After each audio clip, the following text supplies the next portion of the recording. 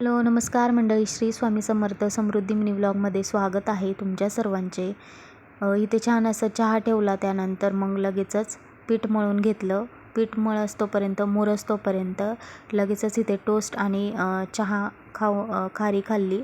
त्यानंतर इथे भाजीची देखील तयारी करायची होती. बोंबली शेंग, वालाची शेंग जी असते त्याची भाजी बनवायची होती सुक्की. कांदा, टॅमॅटो, कढीपत्ता, लसूण हे सगळं टाकलं फोडणीमध्ये. त्यानंतर आपले घरगुती मसाले छान असं तेलामध्ये फ्राय करून घेतलं आणि भाजी देखील थोडंसं पाणी ॲड करून शिजू दिली. लगेचच इकडे चपात्या बनवायला घेतल्या, कारण की जरा बाहेर जायचं होतं आणि बाळाला एकटं घरामध्ये ठेवून जायचं होतं, कारण की बाळासोबत कोणीच नाही आहे. त्यामुळे सगळी पटपट घाई चाललेली. तर पुढे दाखवतेच तुम्हाला मी कुठं जाणार आहे. छान अशा इथे गरमागरम चपात्या देखील आपल्या करून घेतल्या, कारण की सगळ्याच चपात्या एकत्र करून घेते मी दुपारच्या जेवणाच्या, सकाळी नाश्त्याच्या. चपात्या लगेच ठेवून दिल्या चपातीच्या डब्यामध्ये आणि इथे अंथरूण देखील उचलायचं होतं, ते देखील उचलून ठेवलं.